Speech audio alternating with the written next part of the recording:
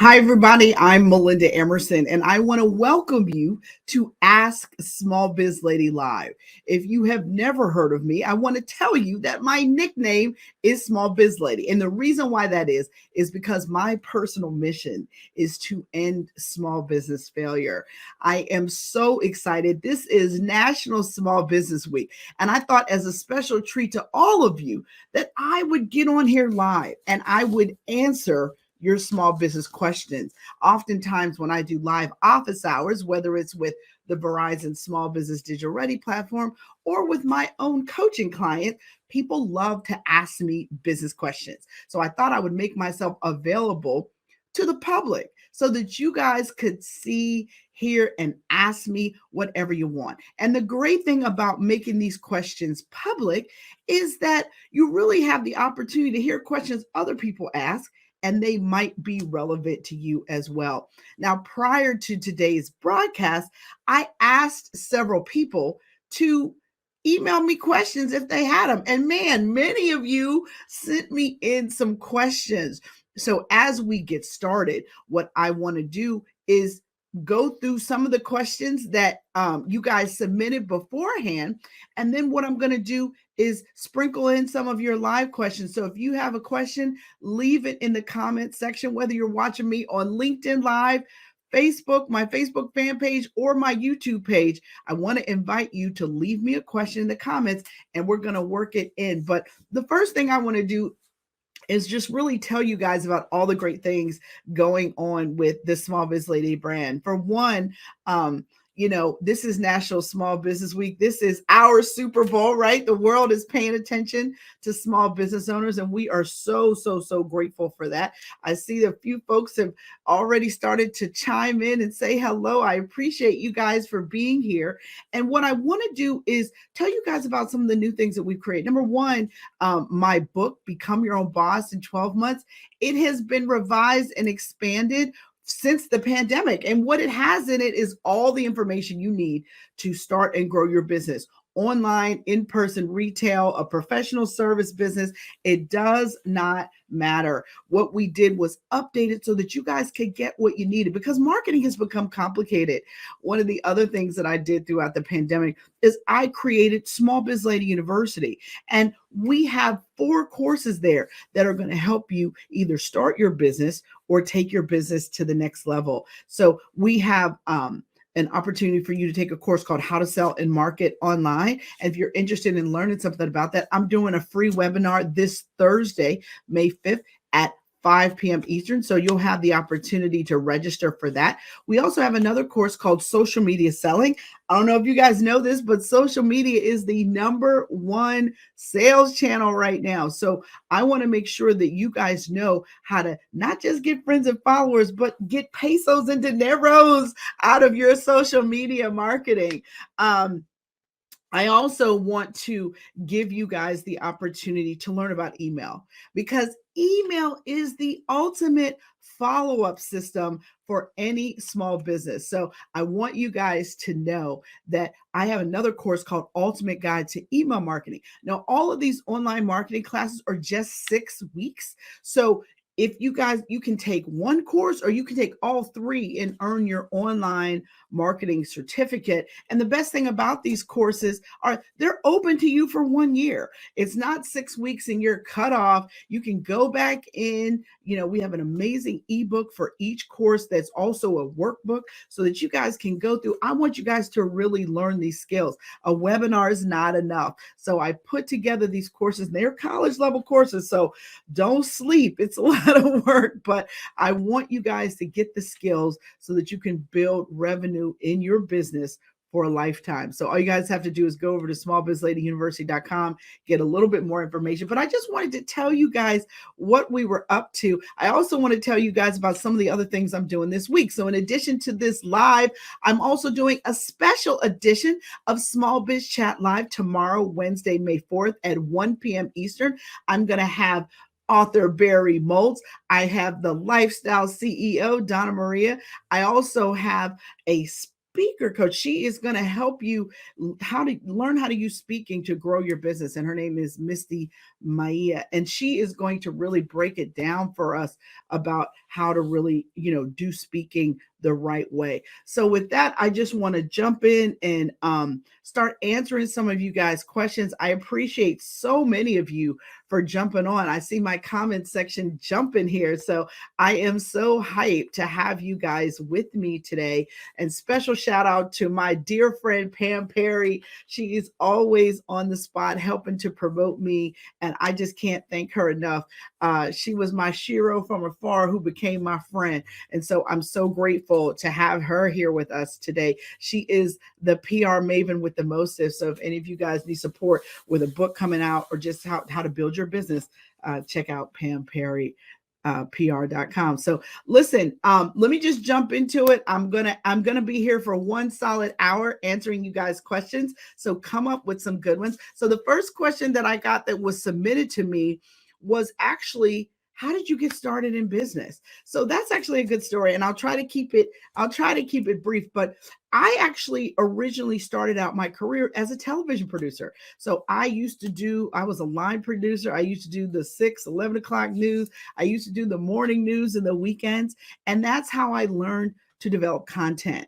And we know that content is key if you want to build a brand and build your business. And so I have formal training as a journalist, and I worked in the television news business prior to starting my first business. So my first business was Quintessence Group.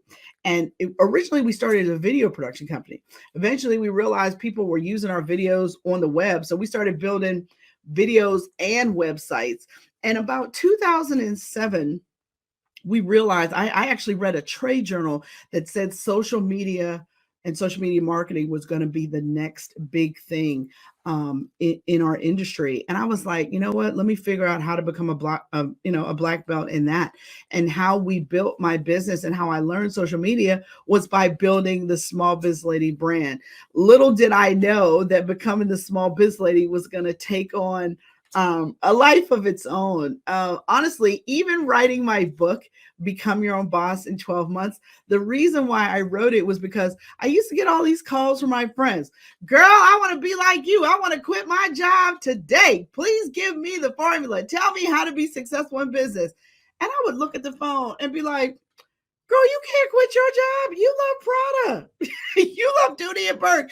You can't quit your job. But I started actually with an ebook that I created called The 44 Things to Do Before Going into Business. And that was actually the first piece of content I put out there helping small business owners. And it became so popular, so many people downloaded it, that I realized that it was going to be beneficial to write down everything I knew about how to start and grow a successful small business. And that became that book over my shoulder, Become Your Own Boss in 12 Months, which actually was originally published, you guys, in 2010. And I have updated it 3 times. So the 3rd edition is out, Become Your Own Boss in 12 Months, which is revised and expanded. And so that is, how I got started in business, and a little bit about, how I branched off into eventually becoming a business coach. And I'm a very accidental business coach. I mean, that wasn't what I set out for my business to be. But I actually have 2 businesses. So I have my marketing consulting firm, Quintessence Group, and we work with Fortune 500 companies that target small business customers. And we do strategy and execution, things like customer acquisition, customer retention, social media contests, and content strategy is what we do for our corporate partners. But the other thing that we do is we have Small Biz Lady Enterprises, and you guys know what that is because those are the things that you see. So my website, my blogs, webinars, my online courses, Small Biz Lady University, all of those things are part of my books and workbooks and things like that are all part of Small Biz Lady Enterprises. And so that is how I serve and coach small business owners. So now I want to jump in and take a question. Clarine Mitchell, she said, you mentioned how social media is the #1 sales channel. With that in mind, why do you think so many small business owners don't leverage LinkedIn to grow their businesses? That's really kind of interesting. I think that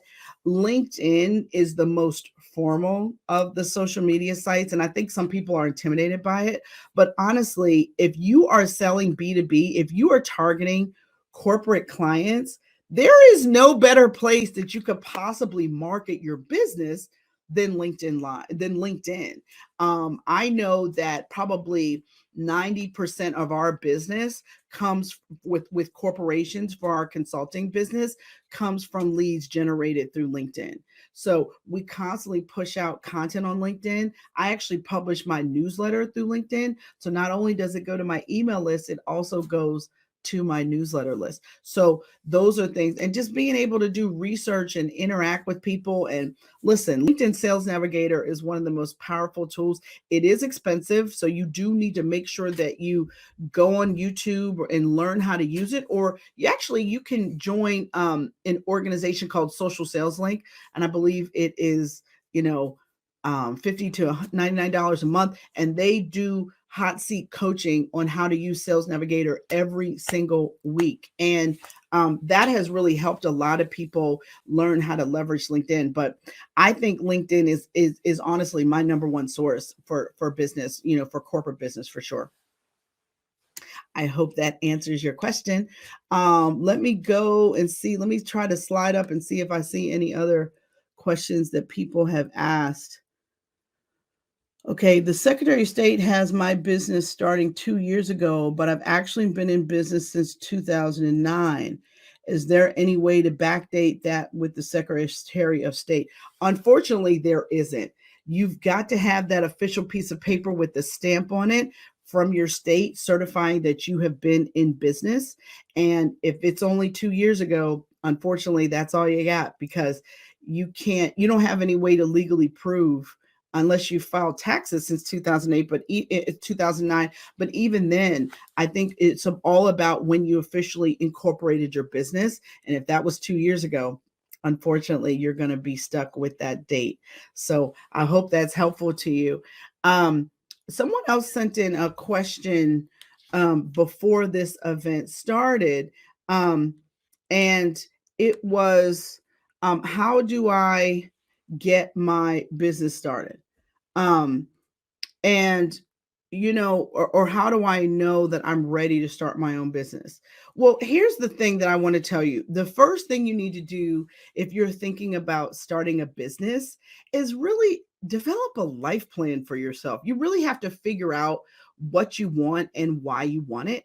And then you have to figure out something that you can do that you would do for free, right? Don't start a business for the money, because it's too hard. And if you're doing something just for the money, people also will be able to tell. So you want to do something that you enjoy doing and that you can serve your customers. And I think so you've got to, I think a good way to figure out if business is really for you is to start a side hustle first. You do not have to jump, dive right in. You don't have to quit your job to start a business. You can start a side hustle. You can do that on your evenings and your weekends. Probably an e-commerce business is probably the easiest thing to start. It's not the easiest thing to promote, but it is the easiest thing to start. So I think you might want to start with a side hustle with an e-commerce business, and figure out how it goes. I mean, and there's all kinds of e-commerce businesses you can start. You can sell products, you can sell courses, you can sell information. It doesn't matter. I mean, but you want to figure out what it is you're going to sell. Look, you can sell the clothes in your closet that still have tags on them and set up an eBay store. It doesn't matter. There's lots of different hustles out here, and there's lots of people making money. So you just need to try some stuff and figure out what you really like. The last thing I want you to do, though, is go into a business that you don't know anything about. So I want you to figure out how you can get some industry experience. Maybe you need to go work for a business like the one you want to start, but it is really important for you to get some industry experience, talk to other people, go to a conference in your industry, so you can learn sort of what we call that insider information about how to start or grow your business.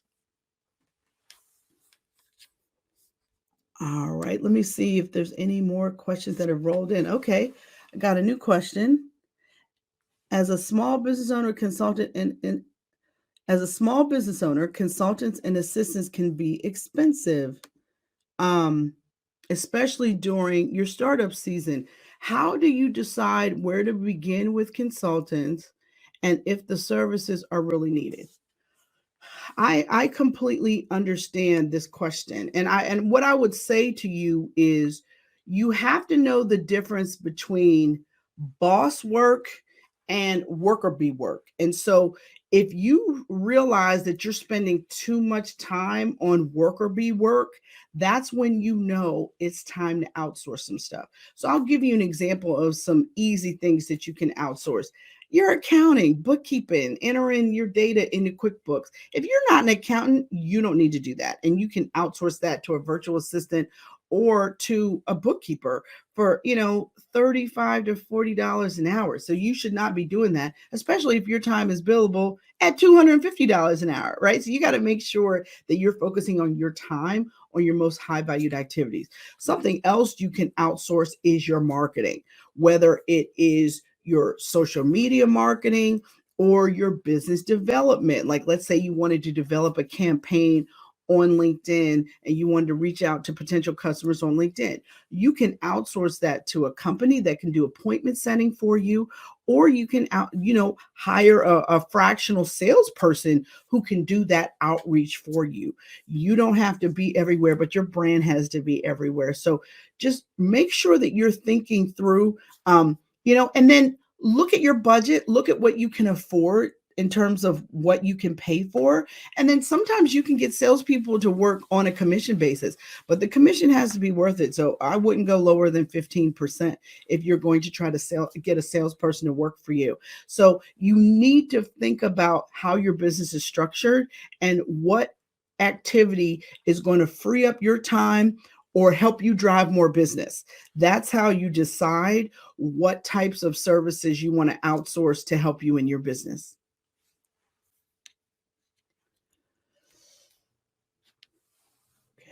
Okay, so Brian asked a follow-up question. He was the one that asked about can if you started your business in 2009, but your incorporation papers say 2 years ago.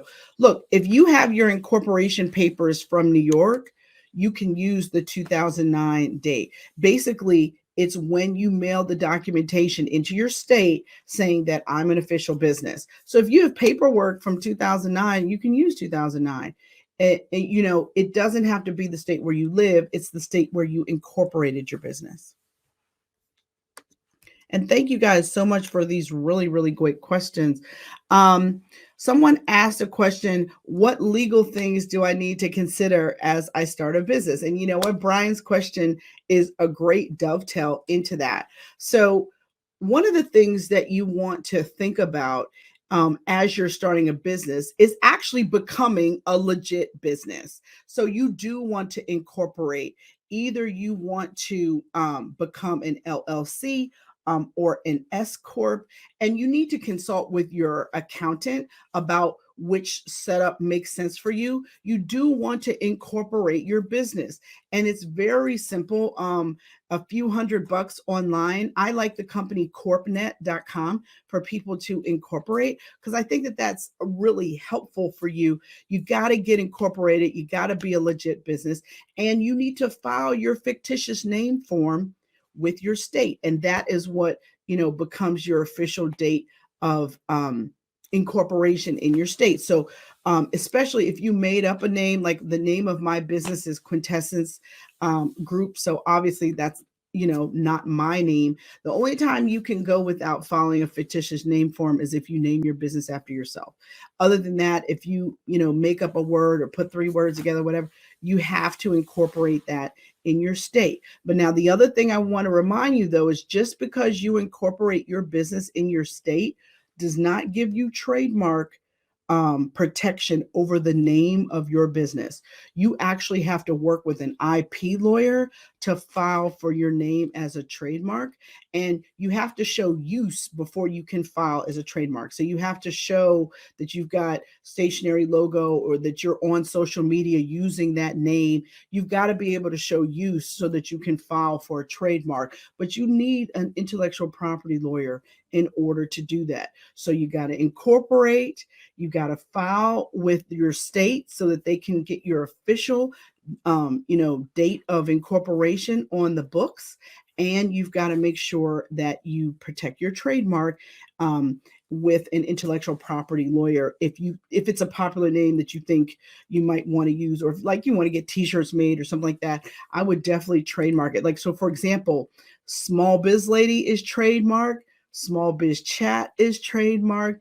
Other things that we have in our business, my book title, Fix Your Business, is not it's not trademarked as a book title because you cannot trademark a book title. Anybody can write a book called Become Your Own Boss in 12 months. However, my book has been in print for 11 years, so good luck with that. But my point is that you want to make sure that you have a lawyer in your life that can look over any document anyone puts in front of you. And you also want to make sure that you have an intellectual property lawyer, because your lawyer that looks over your contracts is not an intellectual property lawyer. You need special lawyers for special things. So for example, let's say you are going to sign up for a franchise. Let me tell you guys something. A franchise contract is the scariest contract you will ever sign in your life. Don't let your cousin that's a lawyer look at your franchise agreement. You need a lawyer who is a franchise lawyer, who specializes in looking at those kinds of agreements, because there's always clauses in them for the house to win, right? So what do they tell you all the time when you go to casino? The house always wins. Well, usually the person issuing the contract has most of the benefits in the contract for them. So you want to make sure that you got somebody looking out for you so that you can make sure that all of your rights are protected. Let me go into another question. Someone submitted this question in advance. How do I set my prices? Now, the easiest way for me to explain that is to just walk you guys through a little exercise about this tube of lipstick. Okay, so let's talk about this tube of lipstick. How much does it cost to get the casing, to get the actual material, the actual lipstick in the tube? Let's just say it costs us wholesale $4.20 per unit to actually get this tube of lipstick. Now we have to think about, okay, how much profit margin do we want to make on this tube of lipstick? Let's just say 30%. So if our wholesale price of this tube of lipstick is $4.20, and we want to make 30% on this, so then that would be another $1.26. So now we're up to, what are we up to? $5.46. So with our profit and our, pure costs.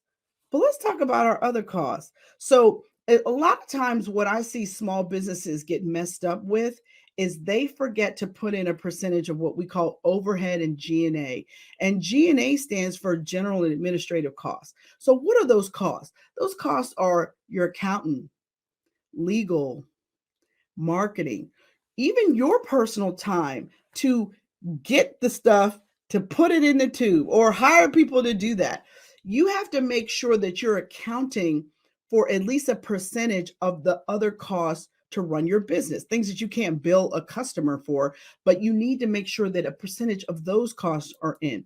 So let's just say your percentage of overhead and G&A that you want to add to this tube of lipstick is $3.36. So though that money is going to go to help cover the rest of your expenses in your business. Well, now you know that you have to charge at least $8.82 for this tube of lipstick. Now what I would do is go out and look at the competition and say, what are they charging for their lipstick? And then that will help you figure out how you want to position yourself in the marketplace as in comparison to your competitors. But it starts with you understanding all of your own costs. And too many of you guys, y'all might put, okay, it cost me $4.20. Okay, I want to make 30% profit, even if some of y'all are even doing that. And then you tack on the shipping, what you're going to charge them to mail it to them. But that's not all your costs. And that's why too many of you may be running businesses where you're not making a profit, because you haven't put all of what needs to go into your costing in there. All right, we've got some more questions here. As a small business owner, all right, let's show her question. As a small business owner, sometimes I provide free information and services to potential clients as a promo, but I feel like I might be giving away too much for free. At what point, how do I draw the line? Well, you know what? It's interesting, Dorothy, that you asked this question, because I had this problem in my business for years. I gave away everything free, because what my goal was in the early stages of becoming the small biz lady was just to build my numbers. And I really didn't care about whether or not people bought too much stuff from me, because I was really trying to sell my services to corporations. And I knew the bigger my numbers, the more corporations would be interested in doing business with me. And that has certainly been true. I mean, we've done business with over 150 brands over the last 13 years. But let me talk about you specifically. You do want to produce quality content, but at a certain point, you want to make sure that you're telling people the what and the why, and making them pay you for the how. So you want to tell them what the problem is. You want to tell them why they need to solve it. And you want to make sure that you are giving them options to buy from you. So you want to make sure that you're doing things like using pop-ups on your website that advertise what you sell on top of your free content. You want to make sure that you have a promo page. Let's say you created a free ebook or something. You got to make sure that you have a promo page in the back of that that tells people how to do business with you. You got to be more intentional about asking for the business, because otherwise people love free stuff and they will milk you. Listen, trust me, I'm telling you the truth. I have produced quality content consistently since 2009, and I'm known for that. But there's a cost to that. And you want to make sure that you are asking people for the business. You want to make sure that you've got great landing pages, that you've got sales funnels, that when somebody downloads something from you, it drives them to be in your funnel, and then to get additional offers. Now, it is important to build trust and to demonstrate your expertise first. But you got to make sure that you're getting these people on an email list and in a sales funnel so that you can start selling them stuff. And let me tell you about the sales funnel just for a second. When people get on my email list, if they don't open one of my emails in 90 days, we kick them off the list, because I don't want people that aren't interested in opening my emails. And that is how I keep my email open rate 30% or higher. If it's under 30%, I'm mad. I want to find out what happened. Who's not opening my stuff? If you're not opening my stuff, there you go. So if you keep your email list clean, that will also help you decide who's just there for the free stuff and who's actually interested in potentially becoming a client. So I hope that is helpful. I see another question here. Let me show your question. What would you suggest a person going through a divorce? Keep their married name for the business purposes, or is it safe to return to your maiden name?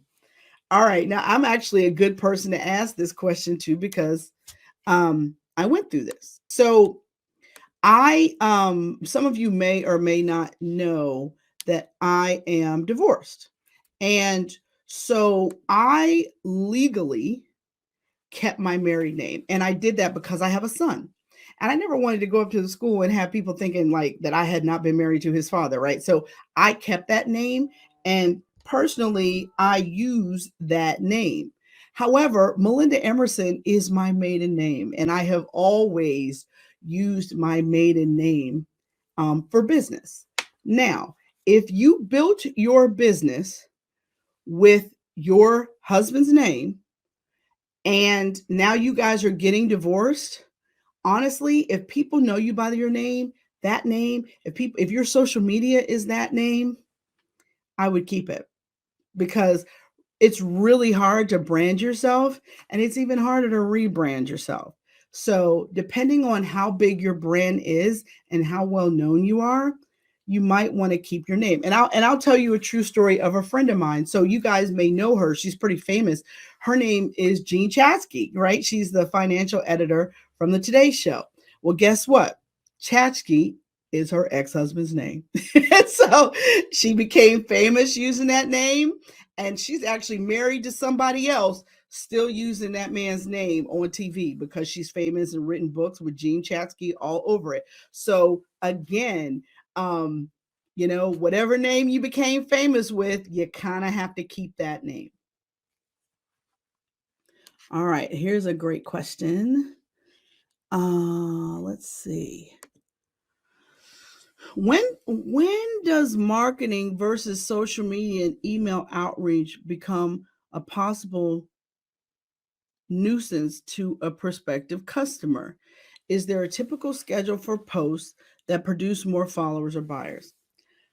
That's a really good question. Let's unpack that. I think that your social media is something that you need to keep up. And if you're going to be serious about it, you've got to be putting out content 2 to 3 times a week. Now, when it comes to email, you want to be careful with your email list. You do not want to overburden your email list. I send out a weekly newsletter every Wednesday, and I've been doing it for years, and people seem to enjoy that. When I have something special going on, for example, like this week, because it's National Small Business Week, I'm doing this Ask Small Biz Lady live today. I'm doing Small Biz Chat live tomorrow, and I'm doing a free webinar on Thursday. Because I've got all of that stuff going on, I'm sending extra emails to let people know so that they can come and partake, because all of it's free and I'm just doing it to serve the community. So I have been sending more emails this week, maybe 3 or 4 more from last week to this week.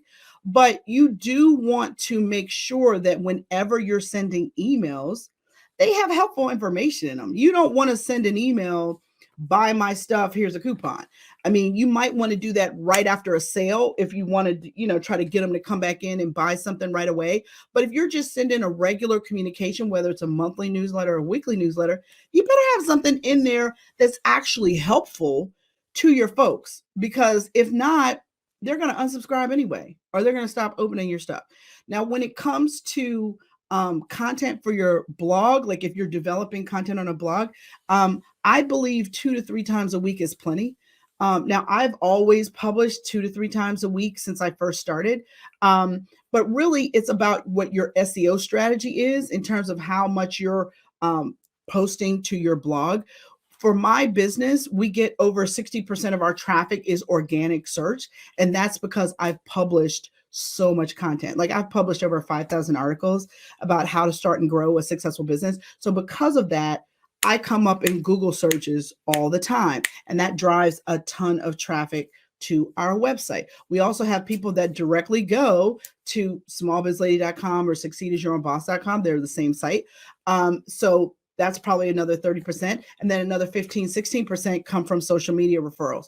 So, it just really all depends. But you have to understand that content is my business. Like, I develop content for myself, but I develop content for corporate brands. I develop courses, mini courses, ebooks, video courses, and corporations pay me to do that. So developing content for us is promotion of our services to get other people to pay us. So I do think you've got to figure out a couple of things so that you can make developing content easier for you. Number one, you need to figure out what is going to be your main content. Are you going to write content? Are you going to do like podcasts? Are you going to do videos? Right? And then you've got to figure out the 1, maybe 2 platforms that you're really going to promote it. You don't need to be on 5 or 6 platforms with your content. You need to be on the one where your niche target customer spends most of their time online. And that is what is going to really help you benefit. It's going to help you drive leads and drive people to download your stuff to get on your email list.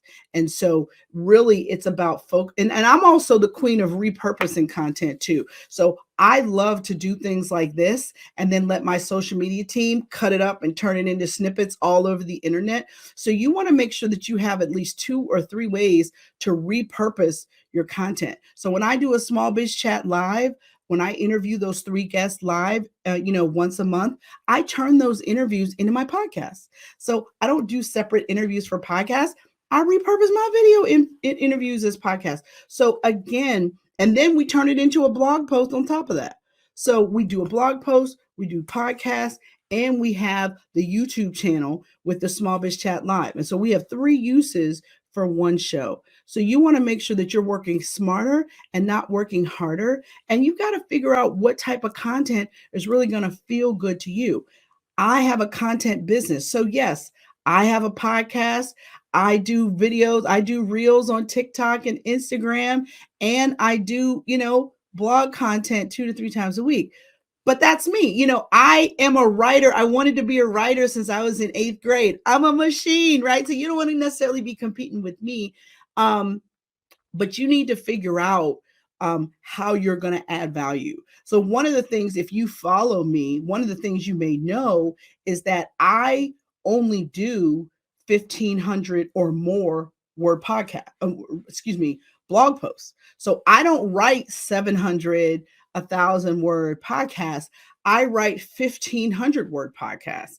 And I do that because I'm trying to be the last word on the subject. I'm trying to go deep on a subject so that I get that ranking on Google. But that is part of my strategy, my SEO strategy for my business. So you don't necessarily have to do that. But I will tell you, I built $1 million brand from Twitter, from one platform. So you don't have to be on multiple platforms to do this thing. You just need to be on one platform, dominating, killing it, engaging, talking to people, thanking people, and all that good stuff. And I think that is what people will appreciate. If you always are bringing value, people will notice. Trust me.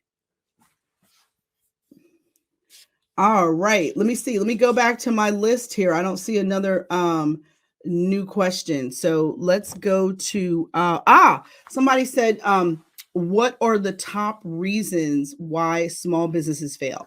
So let's talk about that. So the number one reason why small businesses fail, I think, is because people don't have a realistic expectation of what it's really going to take to run their business. And I think that I don't know what it is, but everybody seems to have what I call this fantasy of grandeur about running a business. Like somehow you're going to have more time or be able to meet the school bus or whatever. No, in your first few years of a business, your business owns you. And you have to understand that it's going to take every bit of money, every bit of energy that you have to really build your business. And so you probably won't get sort of what we call time freedom back until year 4.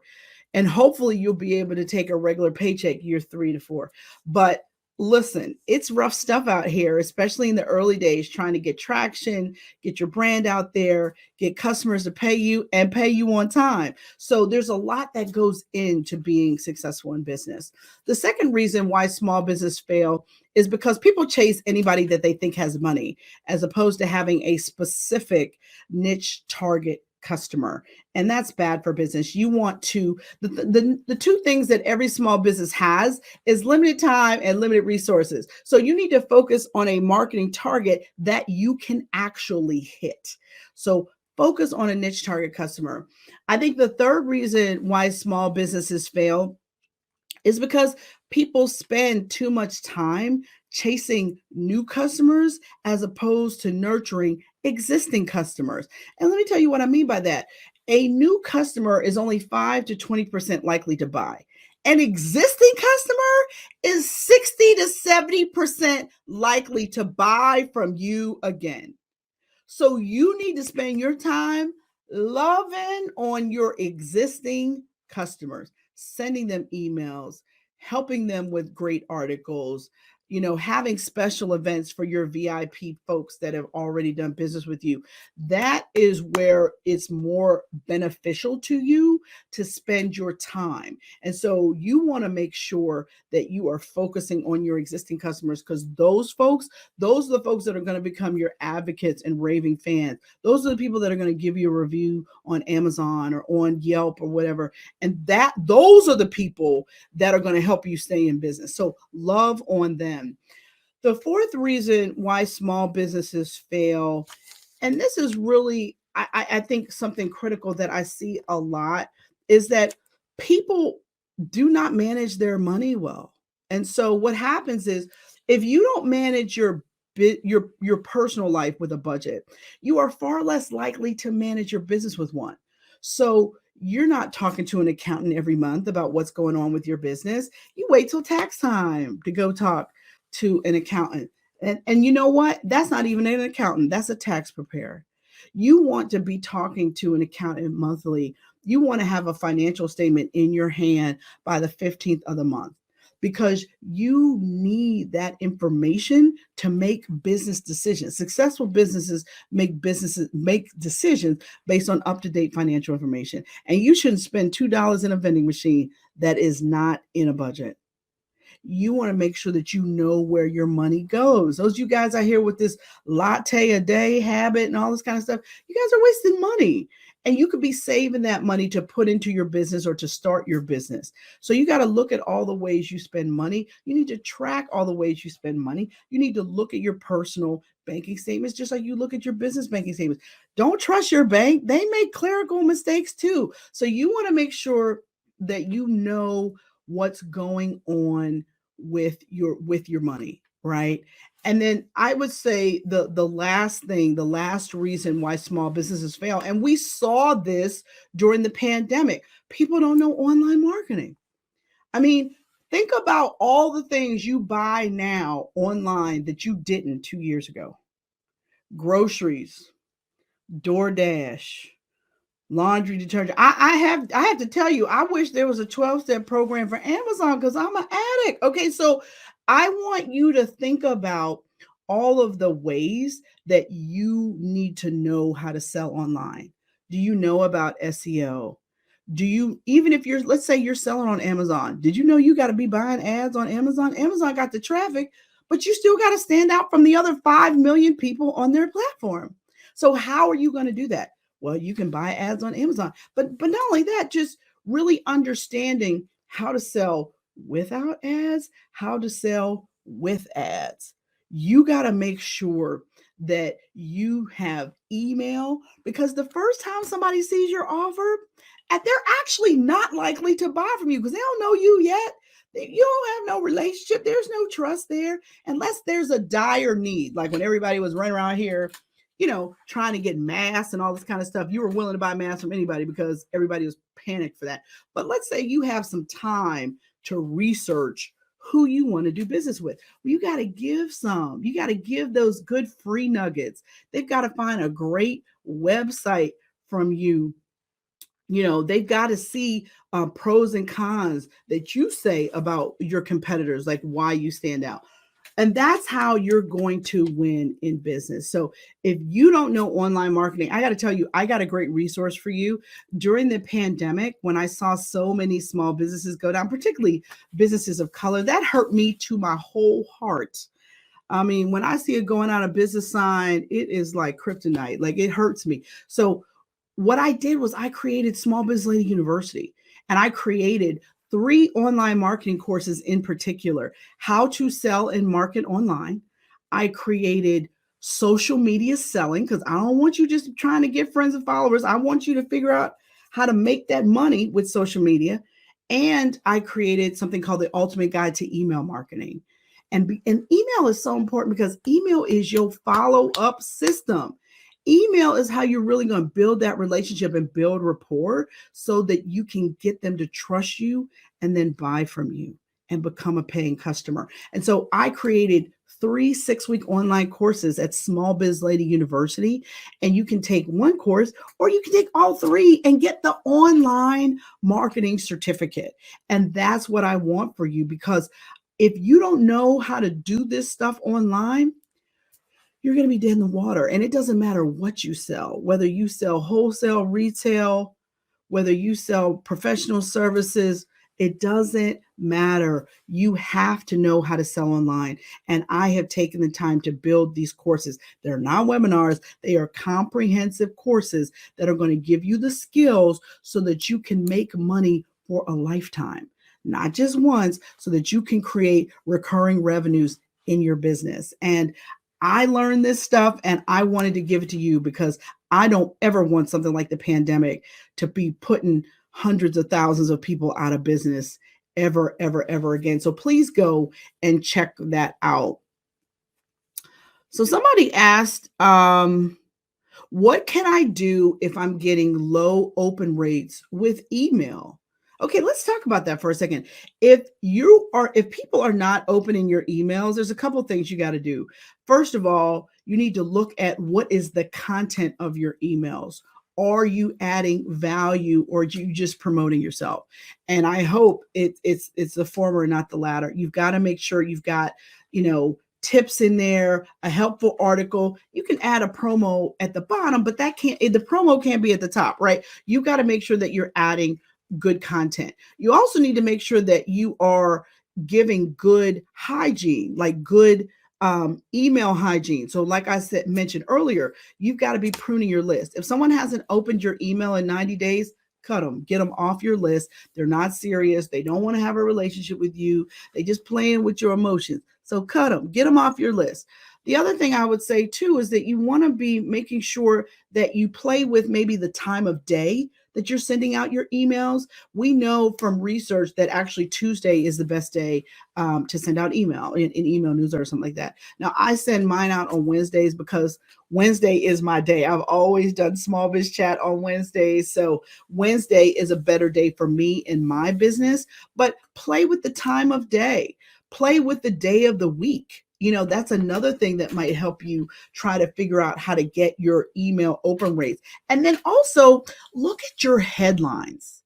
You want to make sure that you've got a headline that's going to grab somebody and make somebody want to open your email, because your headline is 50% of why they're going to open it or not. So that would be the answer to that. If you are getting low open rates with your emails, by all means, start testing stuff, start playing with stuff, and see if you can get better open rates. And by the way, your goal should be at least a 20% open rate or higher. If you're under 20%, there's something going on with your emails, and you got to figure out how you can get that number up. All right, somebody asked another question. And hey, you guys, I'm here for another 15 minutes. If you got a question, please, please, please put it in the chat.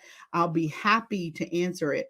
But I do have some other questions here that people submitted beforehand. So somebody asked, how did I become Small Biz Lady? So I get this question a lot. So I will try to give you guys like the Cliff Notes version of this. So when I first got started with social media, it was suggested to me to go to Twitter. And you guys, this was like 2008. So Twitter was 1 year old back then. And so I went to twitter.com. I put in Melinda Emerson, and I got this message back. This name was already taken. And I was like, what do you mean this name is already taken? You guys, I probably met 6 adult Melindas in my whole life. So I was just like, you mean to tell me there's another Melinda Emerson and that heifer got to Twitter before me? Yes, that is exactly what happened. So my friend at the time, Kathy Larkin, who was a publicist that was working with me, because, we were getting ready for Become Your Boss to come out. And she was like, well, let's come up with a nickname for you. And I was like, a nickname? You mean like Mindy or Melly Mel or something? And she said, no, fool, you're not a rapper. I'm not going to give you a name like that. And I was like, you don't have to talk to me like that. But anyway, so she said, come on, let's brainstorm some names. And so literally we started coming up with names. And finally she said, how about Small Biz Lady? And I was like, I like that. I can be her. Okay. And so that is how I became Small Biz Lady. It was all because someone else had gotten to Twitter and gotten my name before me. And then I was so curious about this that we actually went out to Facebook and put in Melinda Emerson, and I found out that there are actually there are seven Melinda Emersons in the world, but I'm the only Black one, so they all know who I am. Especially because if you put my name in Google, like the first 20 pages is me. So yeah, that part. So that is how I became Small Biz Lady. All right, let's see. Somebody asked, is it okay to use personal assets to start my business? Honey, yes. And the reason why is because banks do not loan money to start up businesses. So the money to start your business is going to come from your right or your left pocket. So honestly, your personal resources has everything to do with your ability to start a business, and your ability to save has everything to do with your ability to start a business too. So your personal assets are going to be everything. Now, if you are over the age of 50, I don't know that I would tell you to cash out your 401k for your dream because you're kind of close to retirement. But I think that you want to look at other assets. Do you have real estate? Do you have a rental property that you can pull out some equity to invest in your business? You've got to figure out how you're going to come up with money to invest in your business, because a bank won't even look at you for a line of credit until you've been in business 2 years. And you got to be 2 years with positive cash flow. And by the way, they're only going to loan you 10% of your gross revenue. So if your gross revenue is $200,000 in revenue, the most you can get is a $20,000 line of credit. And that's not that much money. So you want to make sure that you've got, that you're debt free on your credit cards, because you're going to need to use that credit capacity. I want you to pay off your car if you can. I mean, obviously, you're not going to be able to pay off your mortgage and probably not your student loans, but you should have no other debt. Because you're going to need all of your credit capacity to start your business. So I definitely would give you that advice for sure. All right, here's another question from Dorothy. What recommendations do you have about collaborating with other small business on projects? Sometimes I'm cautious because I'm always asking myself, what is the other business owner bringing to the table that makes it worth a collaboration?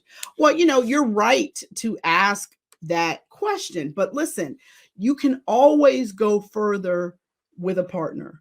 And if you've got somebody who's got a bigger business than you, who maybe can go in on a piece of business, or let's say you're pursuing a government contract and there's a large company that has, better past performance than you, then it makes sense for you to collaborate with them. But you do want to be cautious. You do want to sign a partnership agreement and a, NDA confidentiality thing, so that, should things go awry, there is a piece of paper that decides how everyone gets paid and how the relationship gets dissolved. But don't be afraid to collaborate with people. It's like dating, right? Start with a small project, and if that goes well, do a bigger project, right? So I think that, we feel like we need to do it all by ourselves. You don't. There's other people that have been there, done that, and you can benefit, frankly, from their hard-learned lessons. So, make sure you trust the person. Like if your gut is telling you this is not a good person, that to me, I always believe that's always God saying, run, don't do it. So if you don't feel good about the person, that's a reason not to do business with them. But if you don't, like, if your spider sense is not tingling, try it. Just try it with a small project. All right, here's another question. Where do you go for free but quality business help? What resources, including your book, which I am soon to order on Amazon, are helpful to keep business owners up to date and relevant? Well, there's lots of great blogs out here. I mean, certainly, I would strongly suggest that you subscribe to my blog, which is succeedasYourOwnBoss.com. But and the other thing too is, I've written over 5,000 articles. So if you go to my website and just go to the search bar, literally you can put in any topic you can think of, and I've got some content for you. I promise you that. But there's some other fantastic blogs out here. I'm a big fan of HubSpot's blog. They have amazing content. And for those of you guys that are e-commerce folks, Shopify has an amazing blog as well. Plus, I'm a big grazer. Like, you can go on LinkedIn and find amazing content from people or amazing articles that people share, as well as Twitter. There's tons of places to get content. I think you want to only subscribe to 2 or 3, but those are some of the ones that I really like. All right. And somebody said, don't make you laugh. Of course I want to make you laugh, right? I'm not trying to be just this business drone that just gives out business information. I'm a real person too. I'm a mom. I've got a crazy family. So yeah, I have to make myself laugh. So I'm going to make you laugh as well. All right. We've got 5 minutes left, folks. Don't forget, later this week, tomorrow, I'm going to be doing Small Biz Chat Live at a special time at 1 p.m. Eastern, featuring Barry Moltz. I'm going to have Donna Maria, the lifestyle CEO, and Misty Miega. She's going to be talking to us about using speaking to grow your business. So you guys don't want to miss that tomorrow at 1 o'clock. And on Thursday, I'm going to be doing my free webinar, How to Sell and Market Online. So if you guys want a preview of what my online course is about, be sure to register for my online webinar, How to Sell and Market Online. I'm doing it on Thursday at 5 o'clock Eastern. And it's being sponsored by my friends at Ruby. So I got to give a shout out to callruby.com. If you want somebody to answer your phone or manage your live chat for you, Ruby is an amazing resource for that. So make sure that you guys head over and register for my webinar. It is on Thursday at 5 o'clock Eastern. Now, I also want to make sure that you guys know I've got great courses and resources at SmallBizLady University. And coming up in July, I'm going to be teaching how to become your own boss live. It is my 10-week online course, but it is with live instruction. My other online marketing courses are self-directed, but we do have live office hours in our private Small Biz Lady University Facebook group. But in July, I am going to be teaching Become Your Own Boss, the 10-week course. And you're going to finish that course with a business plan and a launch plan. So I am so excited. We have completely redone the course, and I'm excited to be teaching it live in July. So make sure that you guys sign up for my newsletter and all that stuff so you get the information about that. All right, we have 3 minutes left, so I'm going to go back to my questions that you guys submitted. Someone said, where can we register? If you head over to my website, succeedasyourownboss.com, there's a pop-up where you can register for the webinar. So if you guys want to do that, just head over. Plus, I have ads and stuff running all over the internet, so you probably will see it as well. But if you head over to my website, which is succeedasyourownboss.com, you can sign up for the webinar over there. All right. So someone said, what is my favorite business book? Well, you know what, guys? That's a hard one because I am a voracious reader and I have books all around me here in my office. But I will tell you, one of my favorite books is Disrupt You by Jay Samit. And I love this book because in it, he talks about if you want to change the world, that you have to start by changing yourself. And I just thought that was such an incredibly profound comment. And so I am, just really inspired. There's lots of good books. I mean, obviously, I love The E-Myth by Michael Gerber. I love Profit First by Mike Michalowicz.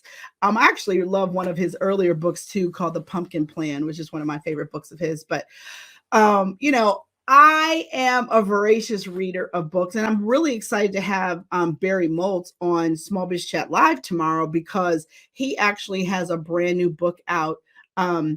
He has a brand new book out called Change Masters, and we're going to be talking about that. You guys, here is the link for you guys to register for the webinar.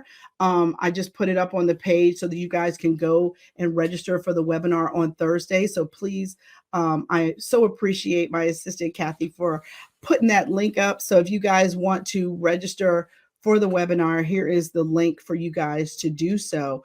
And, that's my favorite book. And then I think that the thing that I want to tell you guys is that, small business owners are superheroes. We create jobs for people. We protect families. And so this is National Small Business Week, and you guys deserve to have the nation shine a light on all of you. I am so grateful to have had the opportunity to spend this hour with you. I hope I've dropped a few dimes in your pocket so that you can continue on in your business. But just know that you're only one idea away from being able to do anything you want. And I'm just excited and blessed and grateful to have the opportunity to be your small biz lady. And I will leave you with this: you never lose in business, either you win or you learn. So I just want to invite all of you, make sure that you guys come out tomorrow at 1 o'clock for Small Biz Chat Live. We will be on my Facebook page and on YouTube. And then on Thursday at 5 o'clock, I'm going to be doing the webinar, How to Sell and Market Online. All right, everybody, God bless. Have a great rest of your day.